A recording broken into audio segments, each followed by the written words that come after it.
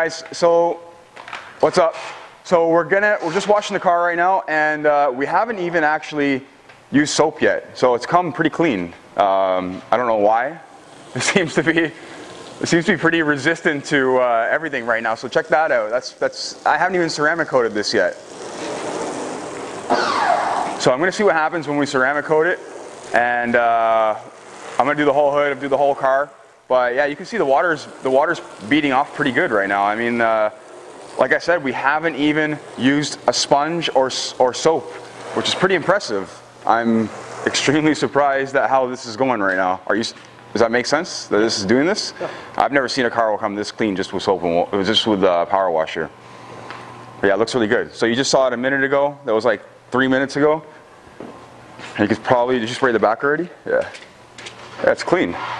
All right, so we'll wash it up and do the ceramic coating as the other part of this video.